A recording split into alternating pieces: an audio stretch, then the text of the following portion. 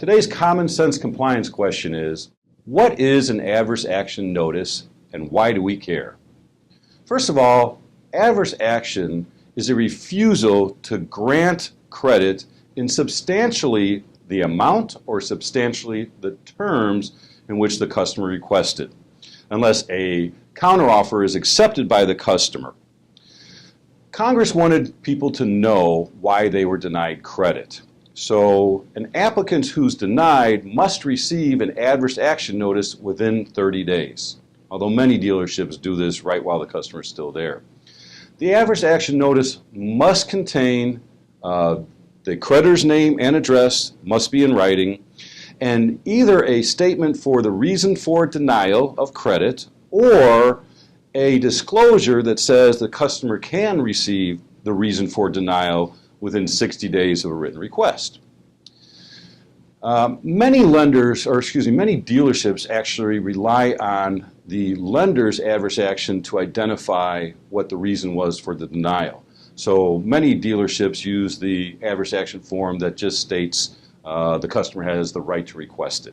And that's fine in most cases, but sometimes it can cause a problem. More on that later.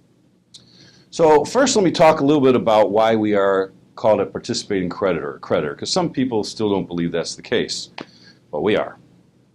Here's some things that'll hopefully clear it up for you. Does your dealership desk negotiate down payment? Do they negotiate the term, number of months? Does your F&I department your producers, do they ever mark up the buy rate? The courts have determined and stated that when a dealership sets terms like APR, down payment, number of months, things like that, that they are actually the participating creditor. Some courts have even gone as far as to say just by the F&I producer signing the retail and sales installment contract, we are in fact a participating creditor. So this issue's been through the courts plenty. So let me just finish this with this. Unless you never negotiate down payment, APR, or mark it up, or any of those terms, you are most likely a participating creditor, which means we need to give out adverse action notices. It is not good enough just to rely on our lender's adverse action notices. We have to give them too.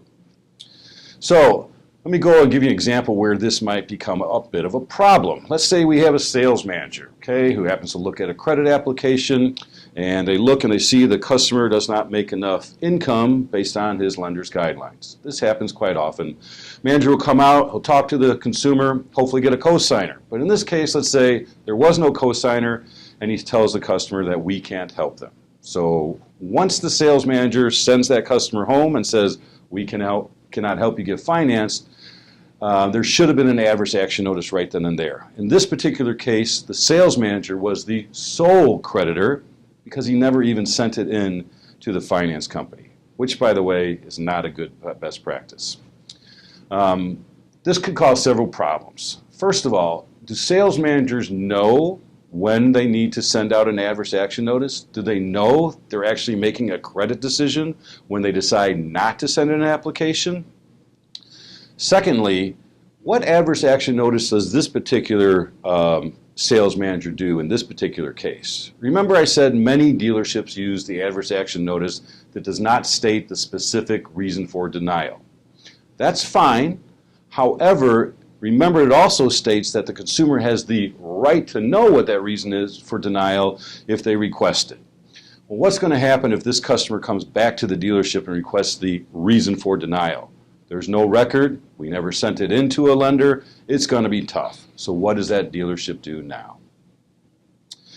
Well, I think it's important that all sales managers, everybody knows and understands the rules around adverse action. But let me give you one best tip.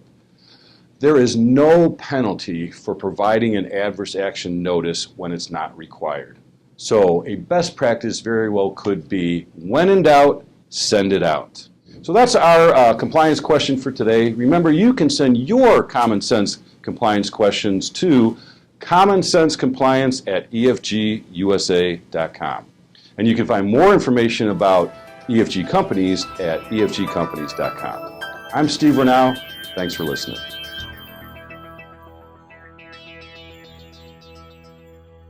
An EFG production.